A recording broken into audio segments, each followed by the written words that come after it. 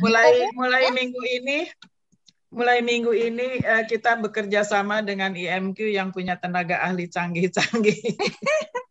Kami perkenalkan Ibu Nini yang dari Granada. Jadi nanti kita bergabung juga, file-file kita akan dikumpulkan di sana supaya nggak kesulitan lagi kita mencari file. Alhamdulillah kita bertemu lagi. Waalaikumsalam warahmatullahi wabarakatuh. Ya, kita bertemu dalam pertemuan kajian yang dilingkupi oleh malaikat-malaikat. Insya Allah kita akan mendapatkan syafaatnya. Ini adalah salah satu jalan buat kita untuk berjihad, yaitu dengan mendalami Al-Quran, memahamkan Al-Quran, mendekatkan diri kita kepada Allah. Insya Allah kita bisa berjumpa kembali di akhirat nanti, kita bisa bertemu, melihat wajah Allah.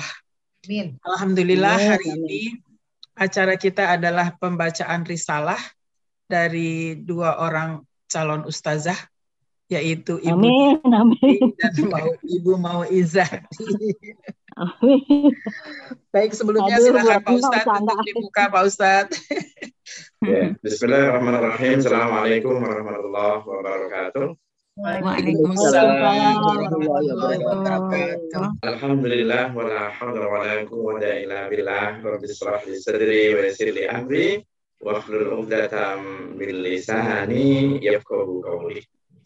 Ibu, Bapak, sahabat Al-Quran yang berbahagia, yang insya Allah diberkahi, dirahmati, dan dimuliakan oleh Allah Subhanahu wa Ta'ala. Alhamdulillah, sore hari ini kita diberikan kesempatan oleh Allah untuk dapat melanjutkan kegiatan kita, agar pertemuan kita menjadi pertemuan yang diberkahi dan diridhoi Allah Subhanahu wa Ta'ala. Kegiatan kita dapat menjadi amal soleh yang kelak dapat pula menjadi tambahan pemberat amal kebajikan kita di sisi Allah di yaumil akhir, serta kita senantiasa diberikan kemudahan dalam dapat mengambil pelajaran dan mutiara-mutiara hikmah yang terkandung dalam ayat suci Al-Quran dan sunnah-sunnah Rasulnya, diberikan kemampuan, kemudahan, dan kenikmatan dalam mengamalkan dan mendakwahkannya dalam kehidupan kita sehari-hari. Mari pertemuan ini kita buka dengan bersama-sama baca umil kitab Al-Fatihah. A'udzu billahi minasyaitonir rajim. Bismillahirrahmanirrahim. Alhamdulillahirabbil alamin. Ar-Rahmanir-Rahim. Maliki yaumiddin. Iyyaka na'budu wa iyyaka nasta'in. Ihdinas siratal mustaqim. Siratal ladzina an'amta 'alaihim ghairil maghdubi 'alaihim waladdallin.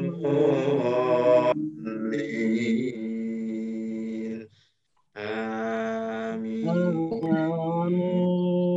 Alhamdulillah, semoga doa kita senantiasa dikabulkan oleh Allah SWT, dan apa yang menjadi cita-cita dan harapan kita dapat segera diwujudkan oleh Allah SWT. Ibu dan sekalian hadirin, mari kita lanjutkan kegiatan kita, yaitu kegiatan tadabbur Al-Quran yang akan dibawakan oleh Bu Sri Retno. Kepada Bu Sri Retno kami persilahkan. Ya, yang pertama Ibu Diah Yanti. Silahkan Bu Diah Yanti akan menyampaikan tadabbur dari juz 28 surat At-Tahrim. Ya. Yaitu surat 66 ayat 6. Ini surat ayat yang terkenal. Silakan Bu Yanti.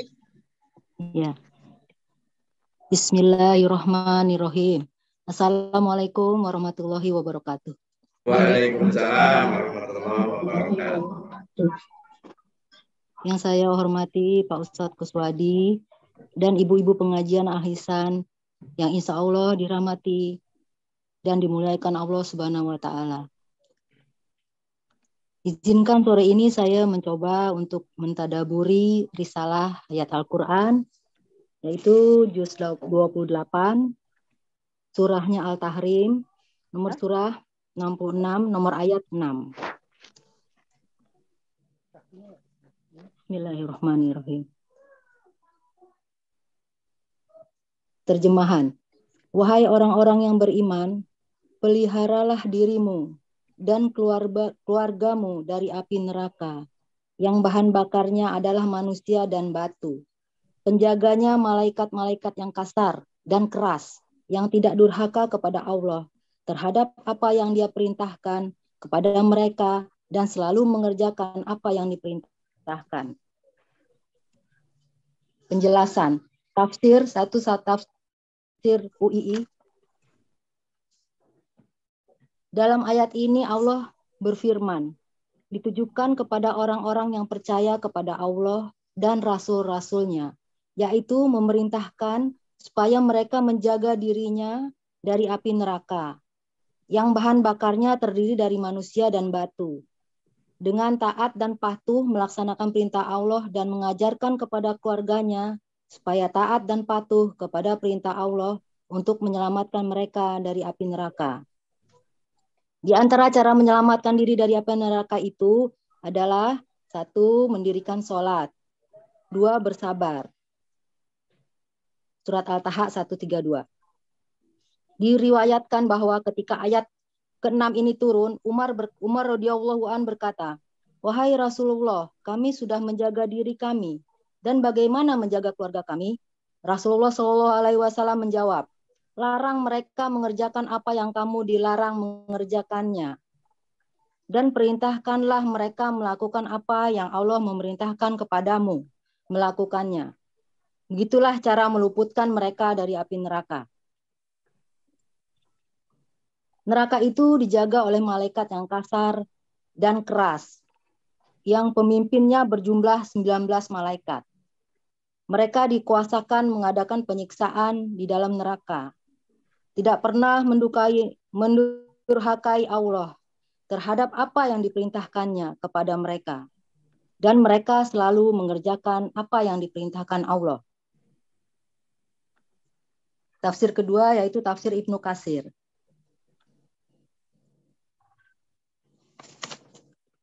Sufyan At-Tsauri meriwayatkan dari Mansur dari seseorang dari Ali radhiyallahu an tentang firman Allah.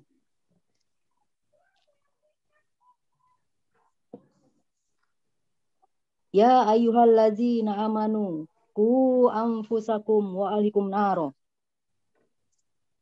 Peliharalah dirimu dan keluargamu dari api neraka. Didik dan ajarkan kepada mereka. Ali bin Abu Atailah meriwayatkan dari Abu Abbas tentang firman Allah. Peliharalah dirimu dan keluargamu dari api neraka. Dia berkata, lakukanlah ketaatan kepada Allah. Jauhilah kemaksiatan kepadanya. Dan perintahkan kepada keluarga kalian untuk selalu mengingat Allah. Niscaya Allah akan menyelamatkan mereka dari siksa api neraka.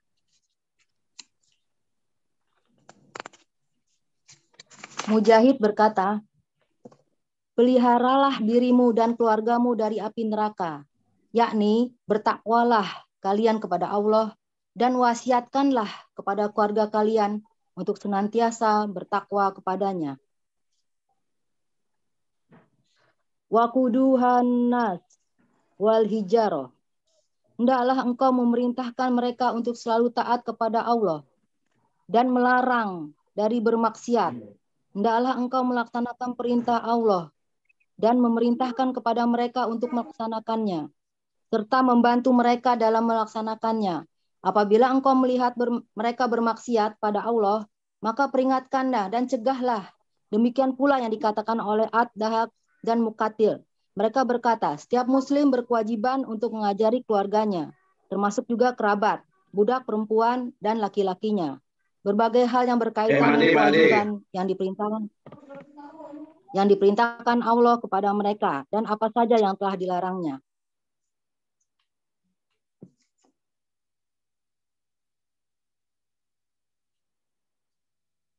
Kedua, waku'udu nahan naraswah, tadi udah ya. Yang ketiga, alaiha malaikatu gilazun sidadun.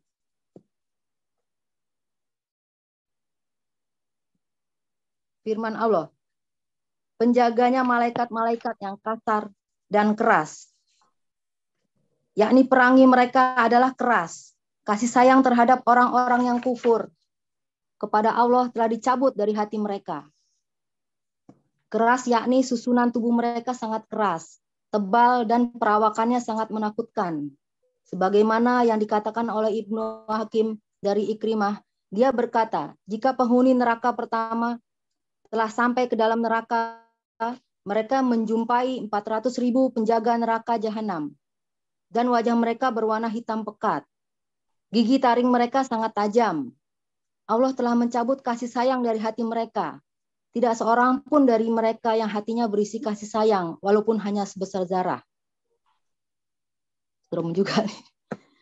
Seandainya seekor burung terbang dari pundak sebelahnya, niscaya dia akan sampai ke pundak sebelahnya lagi, selama perjalanan 2 bulan. Mereka para penghuni neraka juga menjumpai 19 malaikat di pintu neraka jahanam. Lebar dada setiap orang dari mereka sejauh perjalanan, maksudnya lebar dada dari setiap malaikat itu sejauh perjalanan 70 tahun. Kemudian mereka melangkah dari satu pintu ke pintu yang lain sejauh perjalanan 500 tahun. Bisa dibayangkan nih betapa besarnya malaikat penunggu neraka itu. Mereka para penghuni neraka juga akan mendapatkan pada setiap pintu neraka sebagaimana apa yang telah mereka dapatkan di pintu pertama, sehingga mencapai pintu yang terakhir. Kelihatannya banyak pintu yang harus dilalui dan betapa dahsyatnya siksa yang dialami dari neraka tersebut.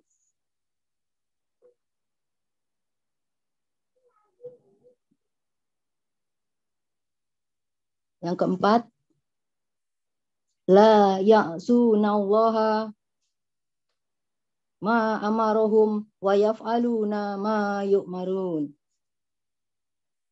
Dan tidak mendurhakai Allah terhadap apa yang diperintahkannya kepada mereka, dan selalu mengerjakan apa yang diperintahkan. Yakni ketika Allah Subhanahu wa taala memerintahkan pada mereka suatu perintah, maka mereka, maksudnya para malaikat itu langsung mengerjakannya dan tidak menundanya meskipun hanya sekejap mata. Mereka mampu untuk melaksanakan perintah tersebut dan tidak ada kelemahan atas mereka dalam mengerjakannya. Mereka itu adalah malaikat Zabaniyah. Semoga Allah Subhanahu wa taala melindungi kita semuanya darinya.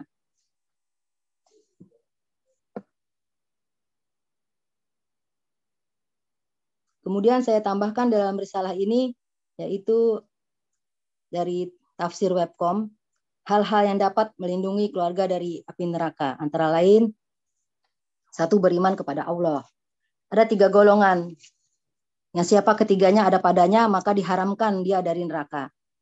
Yaitu yang beriman kepada Allah, mencintai Allah, dia dilemparkan ke api sehingga membakarnya, hal itu lebih disenangi daripada dia kembali ke kekafiran.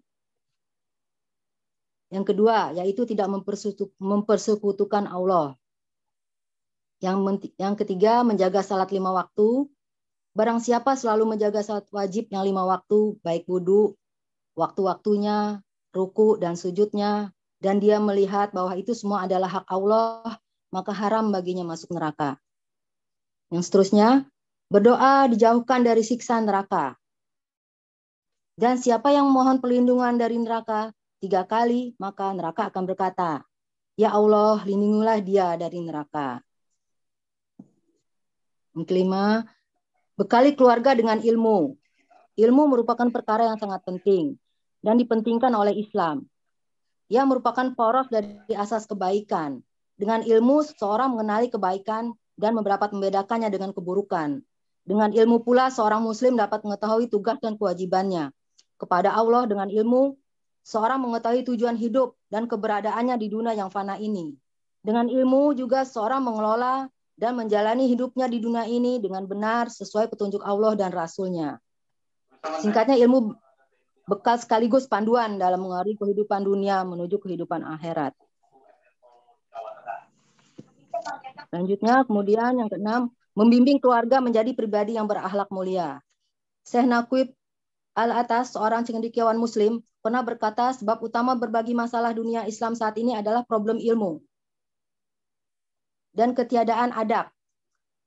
Oleh karena itu, menurut beliau, solusi mendasar bagi persoalan umat Islam saat ini adalah pendidikan dan berbasis adab. Adab atau akhlak yang dimaksud di sini bukan sekedar sopan santun dan tata krama terhadap sesama manusia, tapi adalah mencakup kepada Allah dan Rasul-Nya dan semua manusia, seperti adab kepada orang tua, guru, dan lainnya. Mengajak keluarga selalu taat kepada Allah. Salah satu makna pelihara dirimu dari api neraka adalah lakukan ketaatan kepada Allah dan tinggalkan maksiat kepadanya, dan engkau memerintahkan mereka untuk mentaati Allah dan mencegah mereka dari maksiat kepada Allah.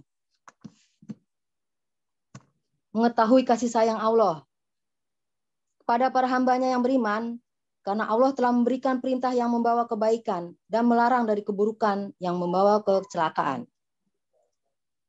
Yang ke-9, kewajiban mempelajari bentuk-bentuk ketaatan untuk diamalkan, serta mempelajari bentuk-bentuk kemaksiatan untuk ditinggalkan. Dengan ini seorang bisa menjaga diri mereka dari neraka.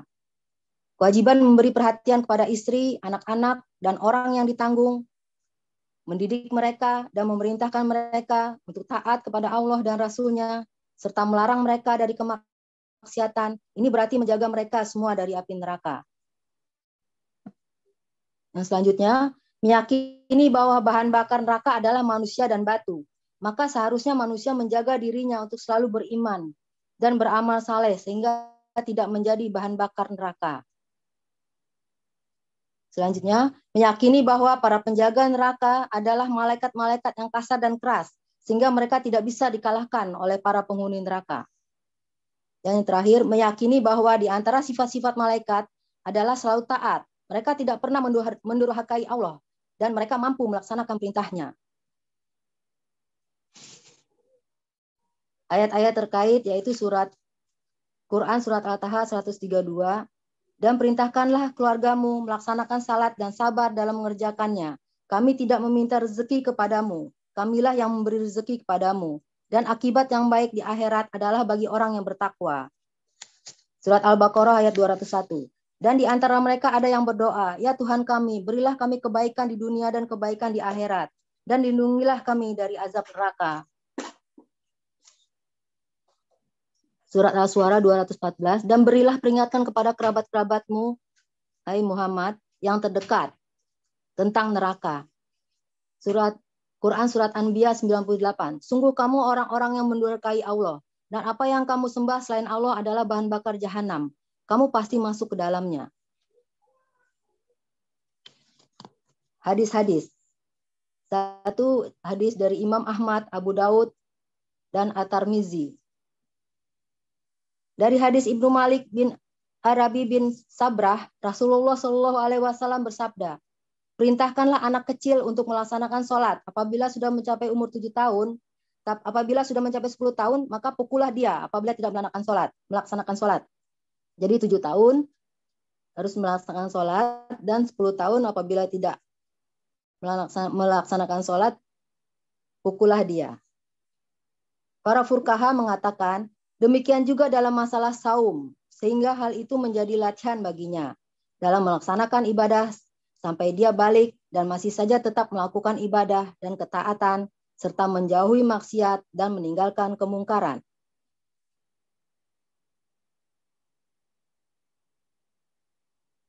Halo?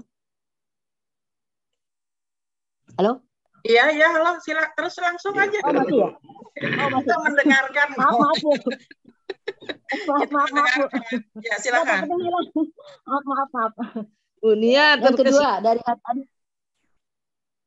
hadis yang kedua yaitu dari Bukhari nomor 1763.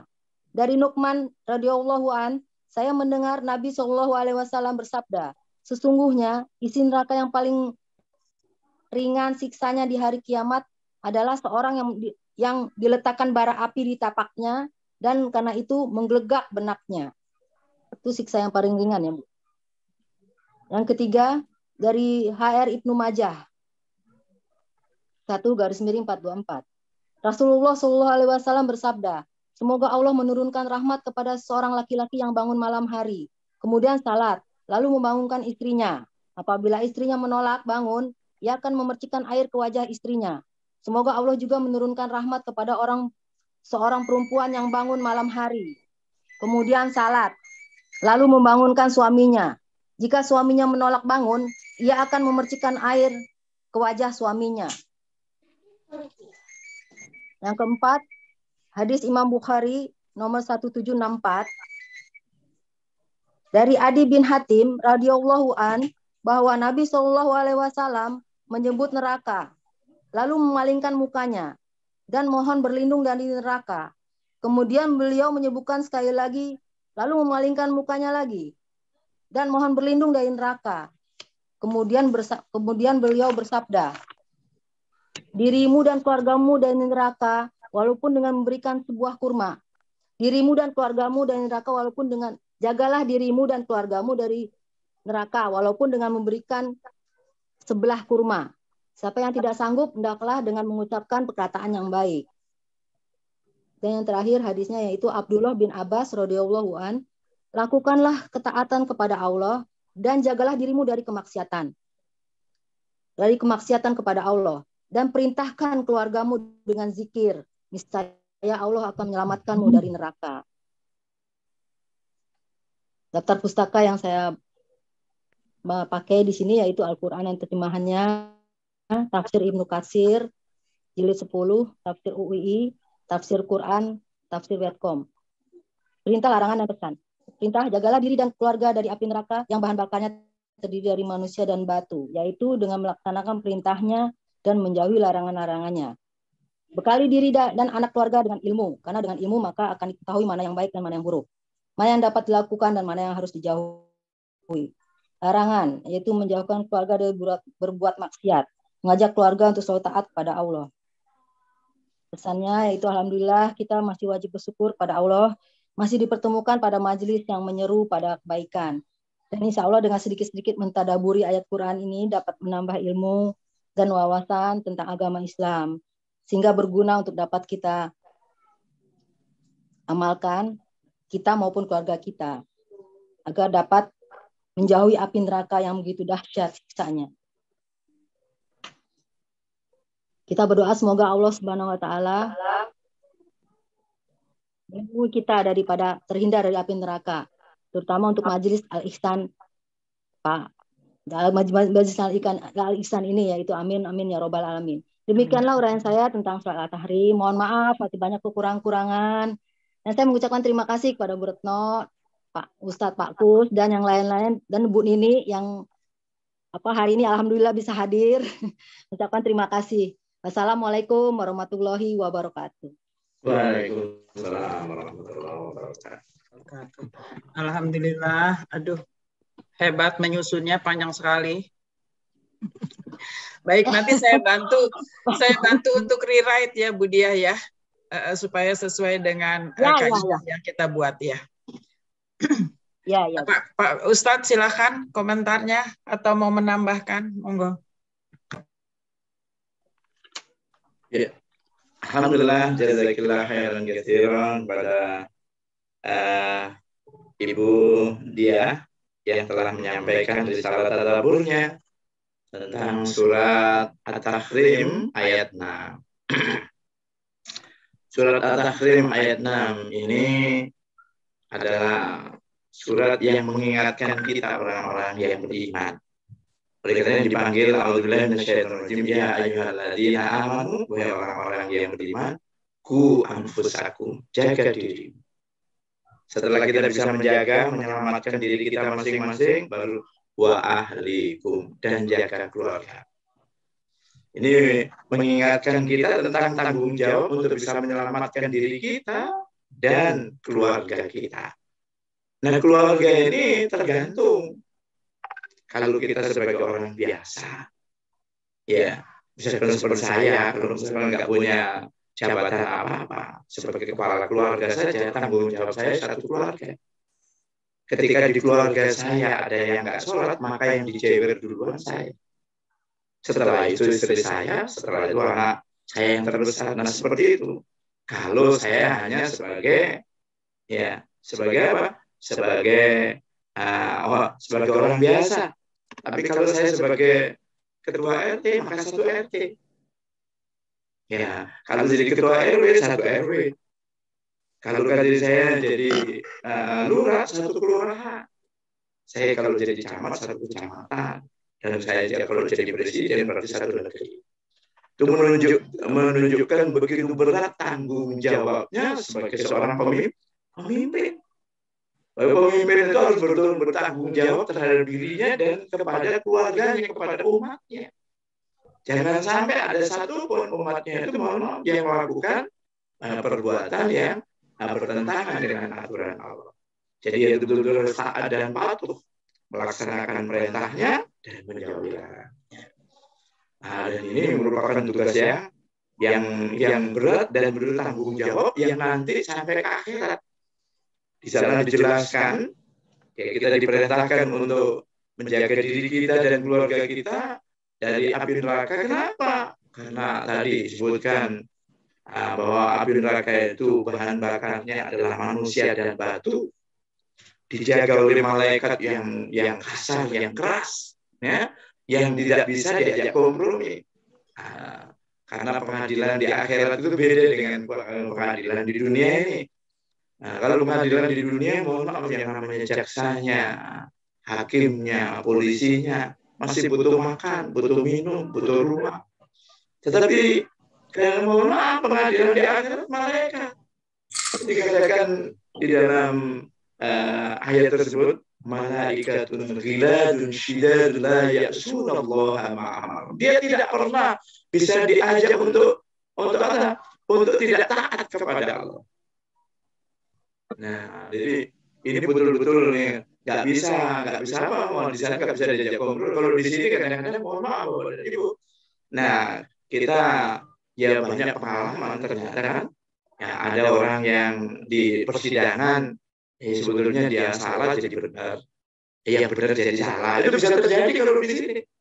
Tapi di sana nggak bisa. Dan nanti yang jadi saksinya itu mohon maaf. Ya, bukan cuma dari orang juga, tetapi dari diri kita sendiri. Ya, dari diri kita. Ya, jadi apa? Jadi tidak mungkin di akhirat itu kita bisa, mohon maaf, bisa main mata dengan hakim, karena hakimnya Allah, dan yang akan menetapkan hukuman itu juga Allah. Karena nanti kita ketika dihadapkan di yaumil hisab, kita akan menghadap Allah masing-masing, semuanya sebagai seorang hamba. Nggak ada di sini. Kalau di sini mohon maaf jadi pejabat kan.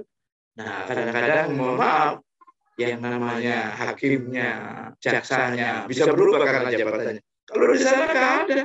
Kenapa? Karena semua kondisinya sama. Bapak dan Ibu bisa lihat di dalam surat 19. Ya. Bapak dan Ibu bisa lihat di dalam surat 19. Ya, surat Maryam.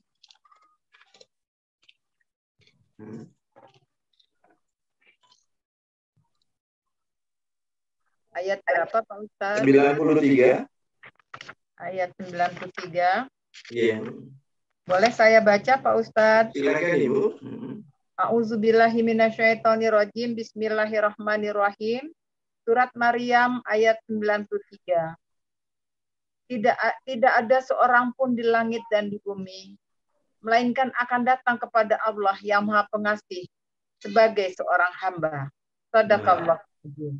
Ini Allah menunjukkan kepada kita ya, in kullu ma fis samawati wal ardh.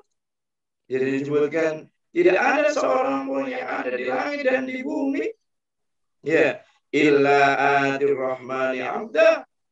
Nah, disebutkan oleh Allah, melainkan akan datang kepada Allah yang Maha Pengasih, yang Maha Rahman sebagai seorang hamba. Dan ketika datang ke sana di dalam ayat 95 ya. Boleh saya baca Pak Ustaz? Ya, silakan. A'udzubillahi minasyaitonirrajim. Bismillahirrahmanirrahim. Dan setiap orang dari mereka akan datang kepada Allah sendiri-sendiri pada hari kiamat. Mohon maaf, mampu bisa menyejukkan, bisa membanggakan orang tuanya. Di dalam surat 48 ayat 29. Surat 48, surat Al-Fat. Ya, ayat 29. Boleh saya baca, Pak Ustadz? Silakan, Ibu.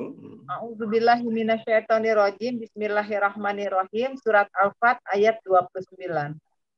Muhammad adalah utusan Allah, dan orang-orang yang bersama dengan dia bersikap keras terhadap orang-orang kafir, tetapi berkasih sayang sesama mereka. Kamu lihat mereka ruku dan sujud mencari karunia Allah dan keridoannya. Pada wajah mereka tampak tanda-tanda bekas sujud. Demikianlah sifat-sifat mereka yang diungkapkan dalam Taurat dan sikap-sikap mereka yang diungkapkan dalam Injil, yaitu seperti benih yang mengeluarkan tunasnya. Kemudian tunas itu semakin kuat, lalu menjadi besar dan tegak lurus di atas batangnya. Tanaman itu menyenangkan hati penanam-penanamnya karena Allah hendak menjengkelkan orang-orang kafir dengan kekuatan orang-orang mukmin. Allah menjanjikan kepada orang-orang yang beriman dan mengerjakan kebajikan di antara mereka ampunan dan pahala yang besar. Shadaqallahul adzim. Ya, alhamdulillah. Terima kasih. Jadi dari situ di akhir ayat Allah ingin menjelaskan bagaimana kalau kita ingin menjadi pengikut Rasulullah SAW yang diceritakan oleh Allah dalam Injil.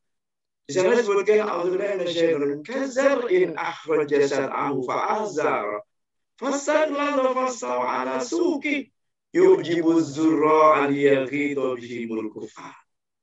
Yaitu seperti tunas yang tumbuh di atas pokoknya, dia tumbuh subur. Ya, tegak lurus di atas pokoknya, menyenangkan hati penanam-penanamnya dan membuat jengkel hati orang-orang kafir. Dia menggambarkan bahwa menjadi pengikut Rasulullah Muhammad SAW diceritakan dalam Injil itu punya tanggung, dia punya program kaderisasi dan regenerasi. Bagaimana mempersiapkan anak cucu kita menjadi orang-orang yang kuat.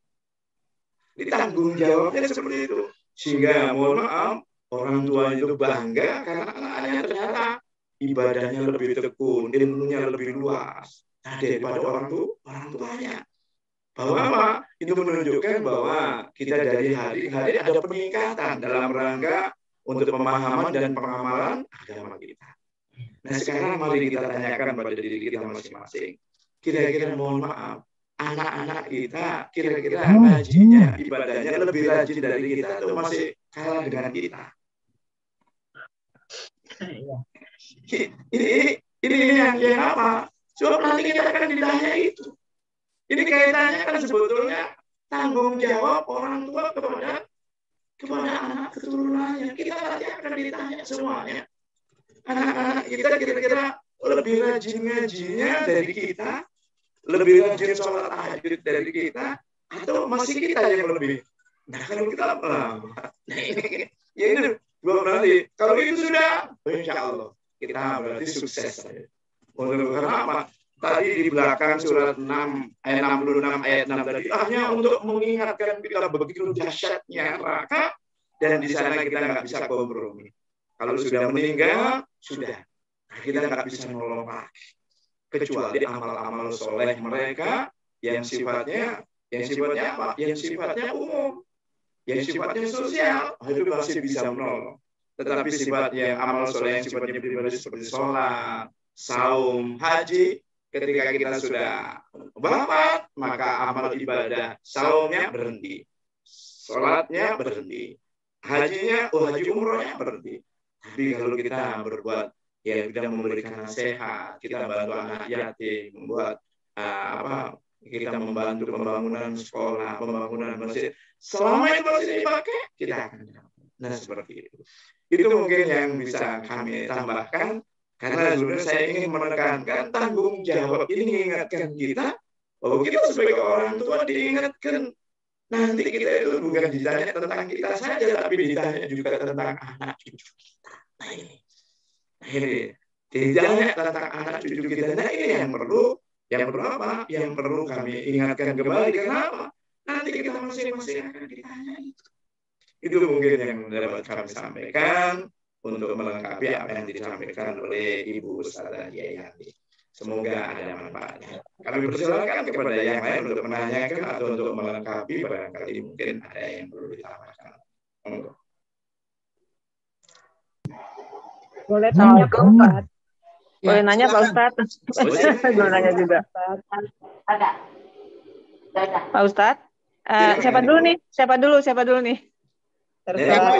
Siapa? Boleh aja saya ya Pak Ustadz ya. Monggo, Pak silakan. Ustadz. Assalamualaikum warahmatullahi wabarakatuh. Sebelumnya terima kasih Pak Ustadz, Bu Yanti juga yang sudah mempresentasikan.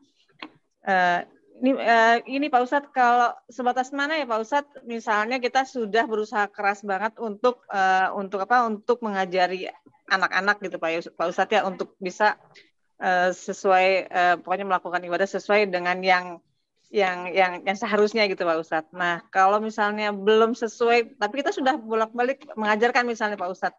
Nah, itu tanggung jawabnya sampai gimana gitu Pak Ustadz ya? Apakah kita tetap harus ini kan terus menerus, tapi tetap kadang-kadang kan penerimaannya enggak sesuai dengan yang kita diajarkan gitu Pak Ustadz. Nah, itu gimana Pak Ustadz? Iya. Ibu animan dari yang berbahagia, yang insya Allah diberkahi, dirahmati dan dimuliakan oleh Allah SWT. Sebetulnya ya kita itu diinikan itu mohon maaf mesti sabar. Ya, sebagaimana surat 20 ayat 132 yang tadi dikutip oleh Ibu Dia. Ya, surat 20 ayat 132. Dan di sana disebutkan ya. Tidak setengah dia bilang nggak usah dulu saya mau lebih Surat 20 Pak Ustadz. Ayat 132. 132 boleh saya baca Pak Ustadz? Bismillahirrahmanirrahim. Surat Toha ayat 132. Perintahkanlah keluargamu melaksanakan sholat dan sabar dalam mengerjakannya. Kami tidak meminta rezeki kepadamu. Kamilah yang memberi rezeki kepadamu. Dan akibat yang baik di akhirat adalah orang-orang yang bertakwa. Shadaqallahu adzim. Allah berfirman, ingatkan, perintahkan anakmu untuk mengerjakan sholat. Tekanannya mohon maaf, sholat. Kenapa? Karena sholat itu tiangnya agama. Dan sholat itu penentu. Coba kalau di sholatnya baik, baru yang lainnya dinilai. Kalau sholatnya nggak baik, yang lainnya dibuang. Nah, Allah ingatkan di situ. Alhamdulillah wa'mur ahlaka bis-sholat. Ingatkan, ajak, nasihati anakmu untuk mendirikan sholat. Nah, ada perintah lagi, wastabir alaiha, dan sabarlah dalam melaksanakannya. Itu menunjukkan apa? Itu isyarat bahwa ternyata ngajarin anak, ngajarin ya keluarga kita untuk ibadah itu susah. Oleh karena itu diperintahkan sabar. Yang namanya sabar ya mau ya sampai berhasil.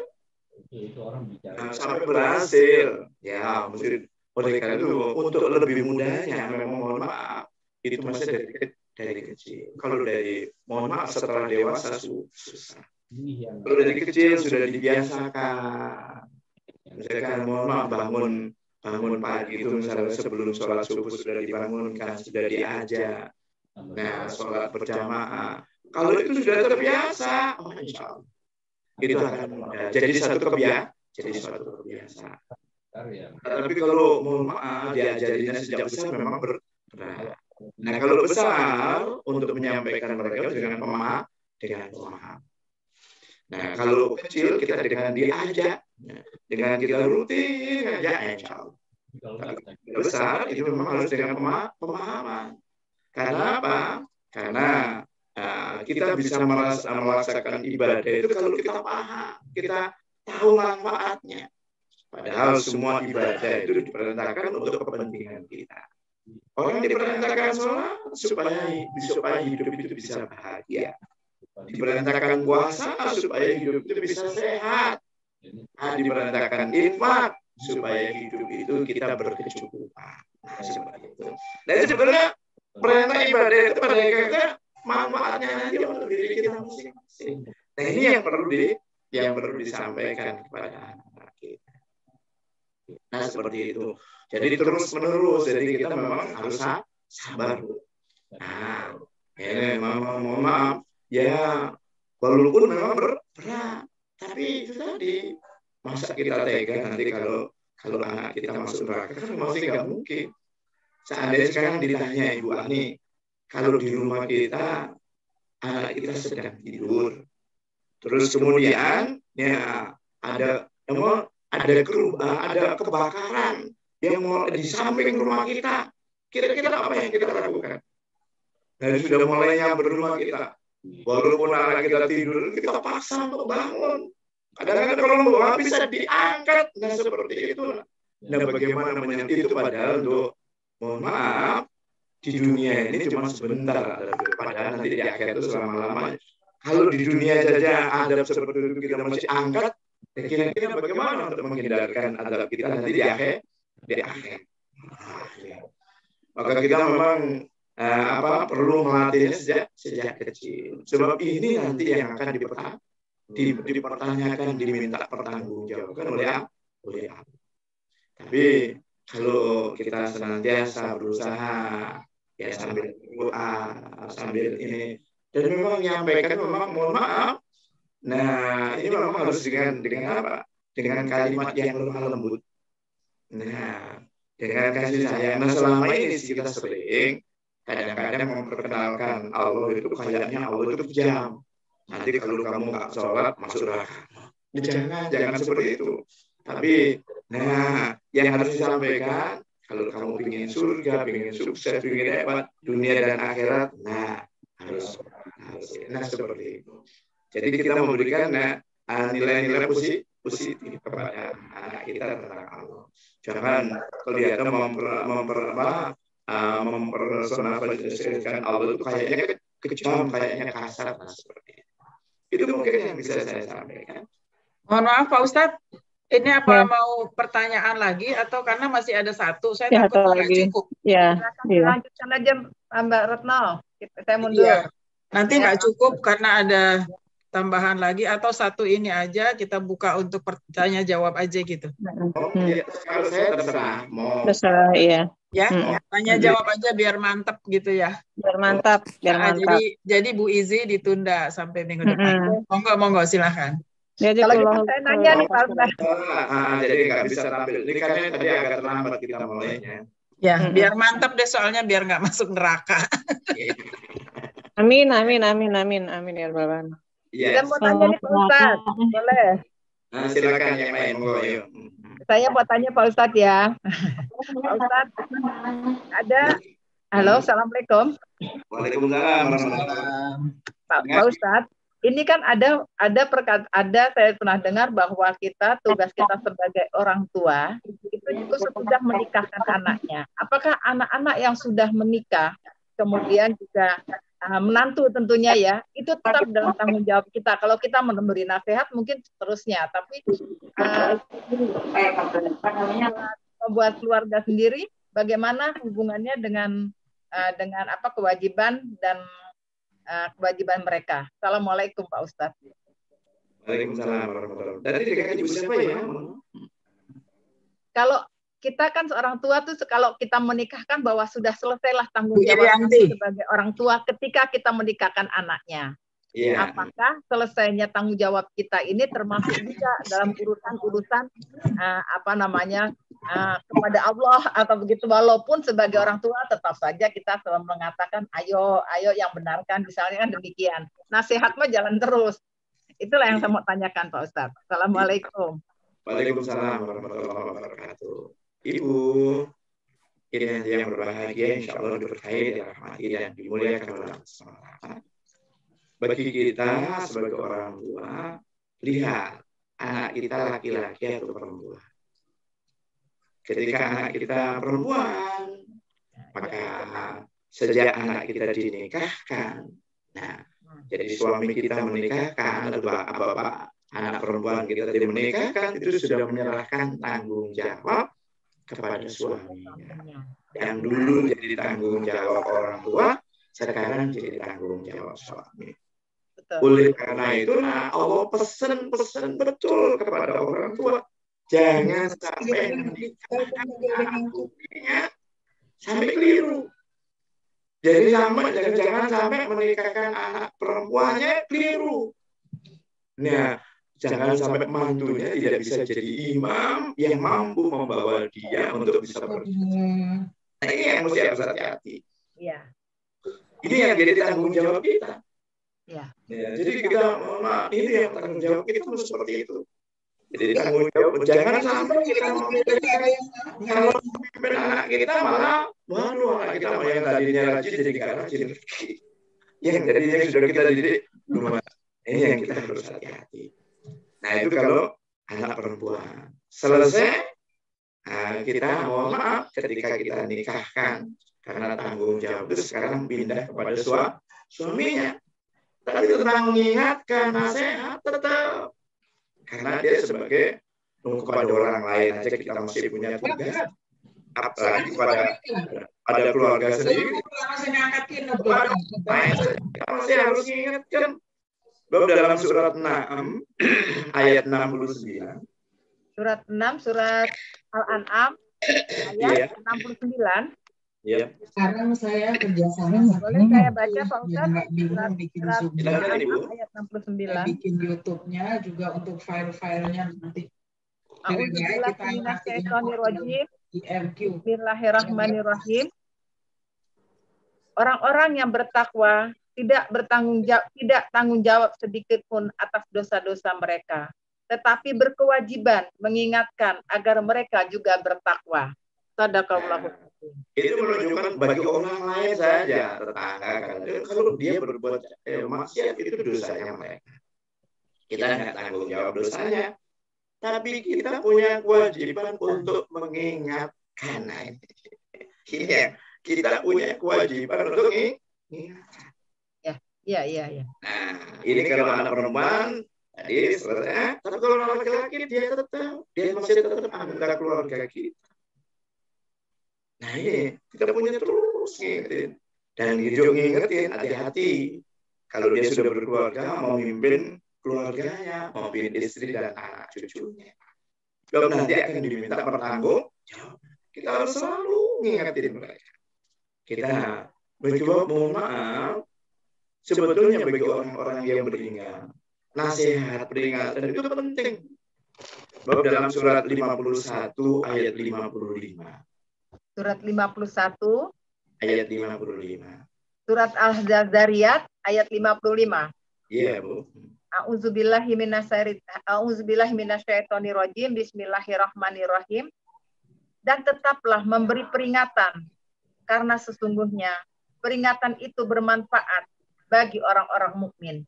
Sadaqallahu azim. Allah ingatkan kita, a'udzubillahi minasyaitonir rajim. Inna dzikra tanfa'ul mu'minin.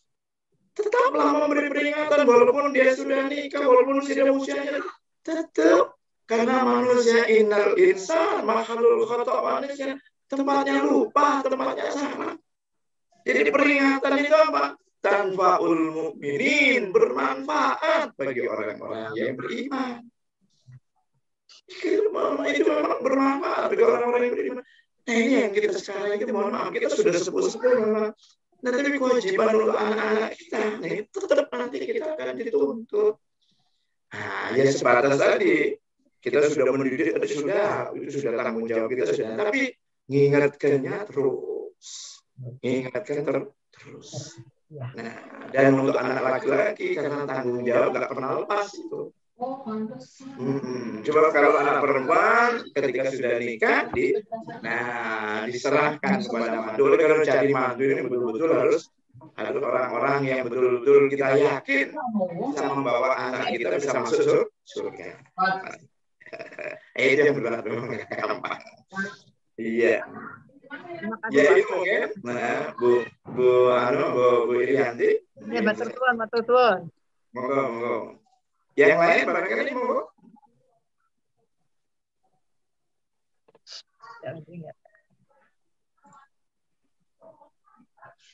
Assalamualaikum Pak Ustadz. Waalaikumsalam warahmatullahi wabarakatuh. Monggo silakan. Ini mungkin agak menyimpang ya Pak Ustadz ya, masalah ini kan ini bulan haram nih ya, bulan haram, salah satu bulan haram. Itu kan memang ada, saya dengar tuh ada hadisnya yang kalau pahala berlipat-lipat gitu ya, berlipat ganda daripada bulan biasa. Ini juga ada hubungannya dengan membuat daya tarik kepada anak-anak atau cucu gitu, kalau apa aja gitu amalan yang bisa kita kerjakan pada bulan haram ini supaya mereka lebih tertarik lah gitu, supaya lebih banyak ibadahnya gitu. Terima kasih Pak Ustadz.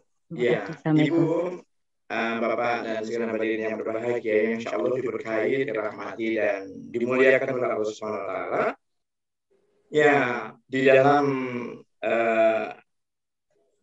tahun menurut agama kita itu ya ada 4 bulan yang diharamkan atau 4 bulan haram, yaitu Dzulqa'dah, Dzulhijjah, Muharram, itu yang berendeng, yang terus berjalan. Yang 1 yaitu bulan Rajab. Bulan Muharram itu bulan yang diharamkan kita untuk berbuat tidak baik. Dosanya besar kalau kita sampai dalam bulan-bulan yang diharamkan itu, kalau kita mau berbuat tidak baik. Tapi kalau kita berbuat baik, pahalanya dilipat gandakan. Ya, pahalanya dilipat gandakan. Dan nanti, di bulan Muharram ini, ya, kalau kemarin bulan Dzulhijjah tanggal 1 sampai 10 itu merupakan hari-hari yang terbaik. Gak ada amal soleh yang lebih baik daripada hari-hari itu. Jadi tanggal 1 sampai 10 Dzulhijjah. Kalau itu hari-hari, tapi kalau Ramadan 10 terakhir nggak ada malam-malam yang lebih baik dari malam itu kalau kita beribadah pada malam itu. Jadi kalau Dzulhijjah itu siangnya, nah kalau Ramadan malamnya, nah seperti itu. Nah kalau ini nanti di tanggal 9 Dzulhijjah, nah tanggal 9 dan tanggal 10, tanggal 10 itu adalah hari Asyura. Ketika Rasulullah Shallallahu Alaihi Wasallam ya hijrah ke Madinah, dia bertemu dengan orang-orang Yahudi kebetulan. Nah, orang-orang Yahudi itu sedang melaksanakan ibadah saum. Kamu saum apa? Saya dalam rangka untuk menghormati dan memuliakan Nabi saya. Nabi Musa. Apa yang dilakukan? Jadi diperintahkan untuk kamu apa? Karena dulu dia tanggal 10 Muharram, yaitu hari Asyura, dia dibebaskan dari kejaran Fir'aun. Fir'aun ditenggelamkan dan dia diselamatkan. Itu tanggal 10 Asyura. Wah, kalau begitu, nah saya lebih berhak untuk memuliakan Nabi Musa. Oleh karena itu, kalau umur saya sempat, saya akan puasa 2 hari. Tanggal 9 atau tanggal 10 atau tanggal 10 tanggal 11. Yang penting 2 hari. Barang siapa yang bisa melaksanakan itu diampuni dosanya setahun yang lalu. Nah, biasanya di tanggal 10 ini juga ini disebutnya hari raya anak yatim. Banyak kita dianjurkan banyak bersedekah untuk menyantuni anaknya, karena memang di bulan-bulan haram ini kita dianjurkan banyak-banyak beramal soleh. Nah, di tanggal 10 Muharram ini disebutnya juga hari raya anak yatim. Kita diharapkan bisa banyak menyantuni mereka. Nah, seperti itu. Itu mungkin yang ini. Terus kemudian banyak ibadah yang lainnya, saum, kemudian baca Al-Quran dan ibadah-ibadah yang lain. Nah, ya diberikan motivasi karena apa? Di bulan inilah dilipat gandakan pahala. Oleh karena itu jangan sampai kita biarkan berlalu begitu saja tanpa ada peningkatan ibadah. Karena apa? Karena kita belum tentu kalau bisa ketemu dengan bulan-bulan haram yang akan datang. Kalau enggak, berarti ini merupakan bulan yang terakhir buat kita. Kita nggak bisa ketemu lagi. Bisa juga seperti itu. Oleh karena itu, ayo Nah, fastabiqul khairat, kita berlomba-lomba di dalam memanfaatkan waktu yang dimuliakan. Itu mungkin yang dapat kami sampaikan. Terima kasih Pak Ustadz. Sama-sama Ibu. Pak Ustadz Kuswadi boleh tanya? Boleh. Tanggal 9 itu hari ke-9 itu hari apa persisnya kita puasa ya Pak Ustadz ya?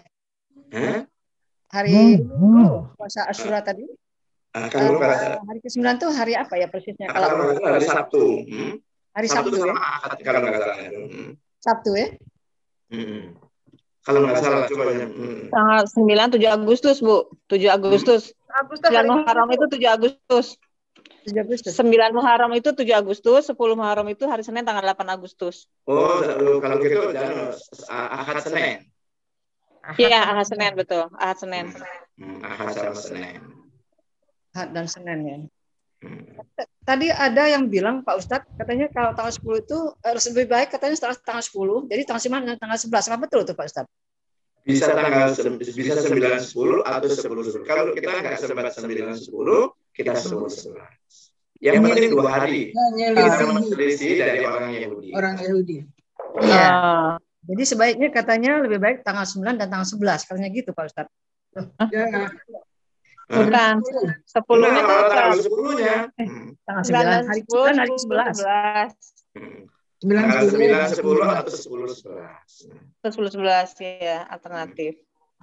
Baik. Ya. Jadi tanggal 7 Agustus ya Bu ya kalau hari ke-9 ya. 9 Muharramnya 7 Agustus. 7 Agustus. Baik, saya catat deh. Makasih banyak Bu. Sama-sama. Makasih Pak Ustadz Kuswadi. Sama-sama Ibu Ana. Silahkan yang mau bertanya lagi, masih ada waktu 10 menit. Richard, ada pertanyaan itu? Pak Ustadz, apakah benar? Ya, sebentar dari Bu Rahmi. Pak Ustadz, apakah benar dosa yang kita lakukan di bulan-bulan haram dosanya dilipat gandakan? Oh, tadi sudah disampaikan ya. Karena itu bulan haram, maka kita diharamkan untuk berbuat maksiat. Kalau kita berbuat maksiat di bulan haram, maka dilipat gandakan. Sebagaimana juga dilipat gandakan kebaikannya. Kalau dosa kecil diharamkan itu supaya kita tidak berbuat jelek. Kita dianjurkan berbuat kebaikan. Nah, seperti itu. Kalau dosa kecil nggak apa-apa. Dosa kecil nggak apa-apa. Nggak, dosa kecil sedekah masih banyak Bu. Iya. Jadi kalau dilipatkan nanti jadi gede juga. Kalau jadi banyak jadi. Kalau gibah gimana tuh Pak Ustadz? Oh, gibah nggak boleh gibah ya. Gibah itu tanpa sadar kita akan mengurangi amal. Ibu coba dilihat dalam surat 49 ayat 12. 49 ayat 12 surat Al-Hujurat. Ayat 12. Ayat 12 boleh saya baca Pak Ustaz? Silakan Ibu. A'udzubillahi minasyaitonirrajim. Bismillahirrahmanirrahim. Surat Al-Hujurat ayat 12. Wahai orang-orang yang beriman, jauhlah banyak dari prasangka. Sesungguhnya sebagian prasangka itu dosa. Dan jangan kamu mencari-cari kesalahan orang lain. Dan janganlah ada di antara kamu menggunjing sebagian yang lain. Aduh, jangan menggunjing. Apakah ada di antara kamu suka memakan daging saudaramu yang sudah mati? Duh, coba. Sungguh kamu merasa jijik. Dan bertakwalah dengan Allah. Sungguh Allah Maha Penerima Tobat, Maha Penyayang. Sadaqallahul Adzim. Oh, coba. Begitu saja. Dosanya orang yang menggunjing itu sama dengan dosa memakan daging saudaranya. Makan daging saudaranya kira-kira halal atau haram? Haram. Haram. Itu mohon maaf, itu baru satu. Dan itu sudah jadi bangkai. Coba. Makan daging bangkai saudaranya. Coba. Bangkai itu saja dan bangkai misalkan bangkai ayam saja sudah haram. Ini maksudnya apa? Haramnya 2 kali. Itu menunjukkan dosanya itu besar. Hanya kita karena sudah menjadi kebiasaan rasanya kayak ringan-ringan aja. Ini kita harus hati-hati. Nah, kadang-kadang mohon maaf Bapak dan Ibu, kita ibadah 3 tahun, 4 tahun, bisa dihabiskan hanya untuk dengan gunjing cuma 2-3 jam selesai itu ibadahnya di sekian. Ini yang kita harus hati-hati. Bisa banyak menghapuskan pahala dari amal-amal kita. Kalau kita nggak hati-hati.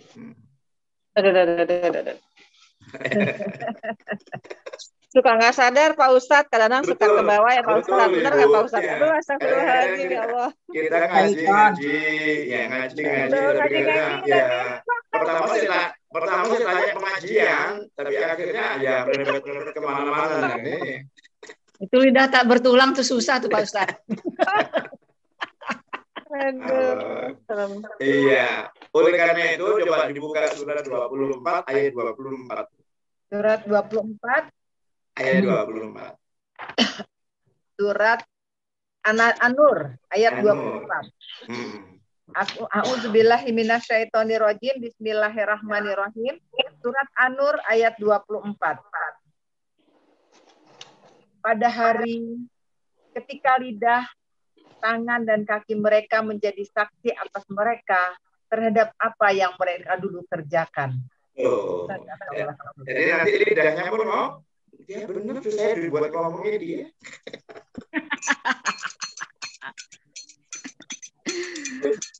Lidahnya mau, benar saya dulu pernah dibuat ngomongnya dia. Nah, mohon maaf, dari sini mohon maaf. Ini kan mengingatkan diri orang. Mau kan sekarang kan lihat yang dimaksud cuma di data kita nge-share juga gitu. Yang nge-share kejelekan orang lain juga. Jangan nge-share kejelekan, kalau mau nge-share itu yang baik aja yang nge-share. Jangan jeleknya, karena apa? Kita diperintahkan oleh Allah dan Rasul menutupi kesalahan-kesalahan orang lain. Kalau kita nutupin kesalahan-kesalahan orang, nanti kesalahan-kesalahan kita ditutup oleh Allah. Nah, tapi kalau kita buka kesalahan orang lain, kita nanti semua kesalahan kita di akhirat dibuka oleh Allah. Nah, yang kita ngeri. Mohon maaf, ibu, bapak yang sekarang berumur mau dengerin saya karena nggak tahu bagaimana saya sebenarnya. Kalau dibuka mungkin aib saya, nggak ada lagi yang mau dengerin. Itu menunjukkan apa? Bahwa Allah itu begitu sayang. Kita semuanya itu bisa didengerin orang di mana masih dia. Kenapa? Karena Allah menutup segala kekurangan dan kesalahan kita.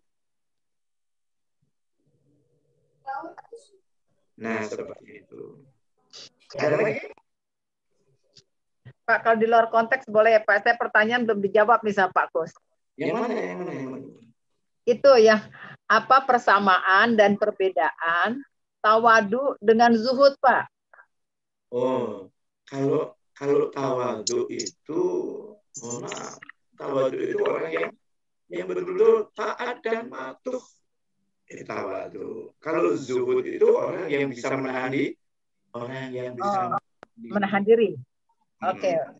Jadi zuhud itu bisa menahan diri. Kalau tawadu orang yang betul-betul orang yang taat dan patuh. Tawadu. Jadi satu menahan diri, satu ada orang yang patuh. Ya, zuhud juga. Padahal mohon maaf, ini daging ini enak, ini tapi mohon maaf, dia halal. Tapi kalau ini saya makan, nanti saya akan makannya, dia bisa nahan. Padahal ini kesempatan dia.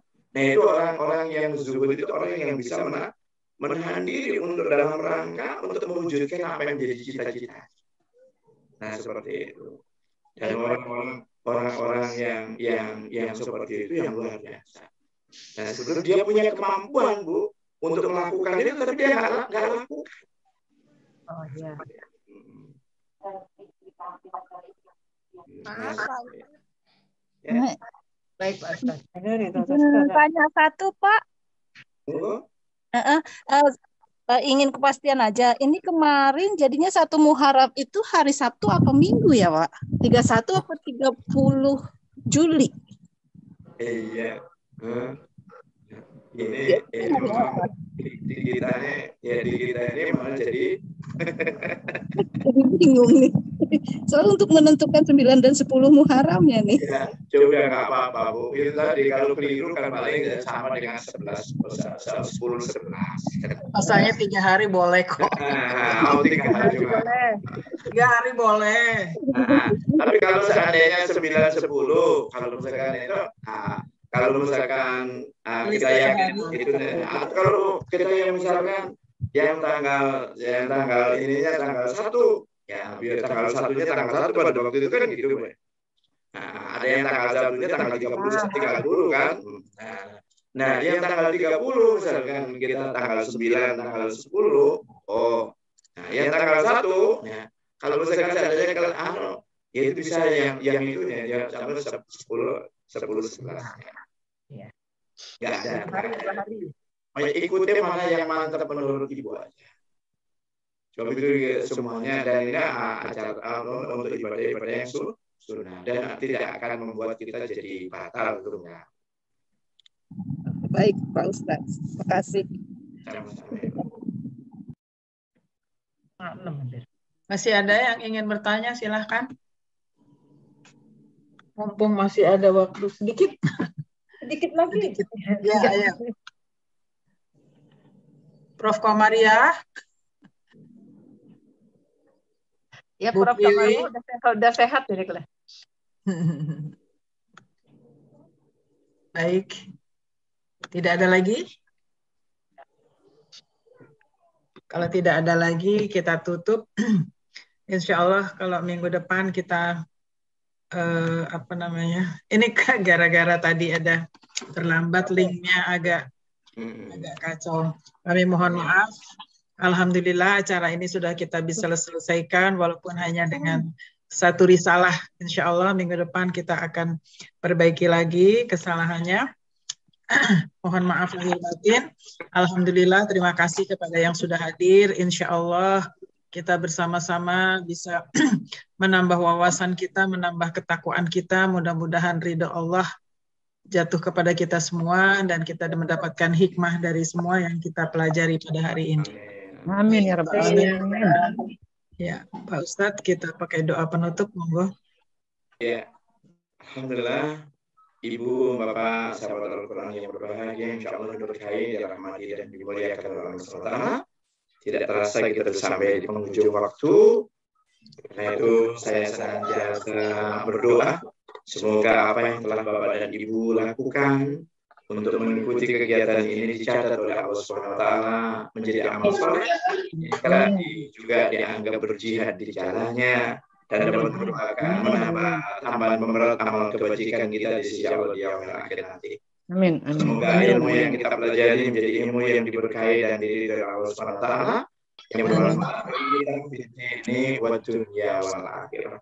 Amin. Kemenangan datangnya dari Allah dan Rasulnya. Oleh karena itu saya mengajak pada diri saya pribadi, Ibu, Bapak, dan segenap hadirin, ayo kita coba terapkan, amalkan dalam kehidupan kita sehari-hari. Semoga Allah senantiasa memberkahi dan meridhoi kita semuanya. Namun apabila Ibu, Bapak melihat salah, kelemahan dan kekeliruan dari apa yang kami sampaikan, merupakan salah dan kekurangan saya pribadi karena kebodohan dan ketidaktahuan kami. Oleh karena saya mohon ampun pada Allah, astagfirullahaladzim wa atubu ilaih. Mohon maaf pada diri semuanya. Mudah-mudahan Allah mengampuni segala dosa dan kesalahan kita, serta menjadi kita dan segenap keluarga kita sebagai hamba yang memberikan jaminan dapat meraih kesuksesan, kesejahteraan, kebahagiaan, kemuliaan, ridho dan keberkahan hidup di dunia wal akhirah. Amin. Amin. Pertemuan dan kegiatan kita sore hari ini kita tutup dengan sama-sama baca hamdalah yang dilanjutkan dengan doa kafaratul majelis dan khatmil Quran. Alhamdulillahirabbil alamin. Subhanakallahumma wa bihamdika asyhadu an la ilaha illa anta astaghfiruka wa atubu ilaik. Allahumma arhamna bil Qur'an waj'alhu lana imaman wa nuran wa hudan wa rahmah. Allahumma zakkirna وعلمنا منه ما جهلنا وارزقنا تلاوتنا آناء الليل وأطراف النهار واجعله لنا حجة يا رب العالمين. Alhamdulillah. Demikian dari kami cukup sekian. Billahi taufiq wal hidayah. Wassalamualaikum warahmatullahi wabarakatuh. Waalaikumsalam warahmatullahi wabarakatuh. Jazakallah khairan katsiran Pak Ustaz. Jazakallahu khairan katsiran. Assalamualaikum warahmatullahi wabarakatuh. Makasih Pak Ustaz, makasih Bu Lia. Amin. Waalaikumsalam.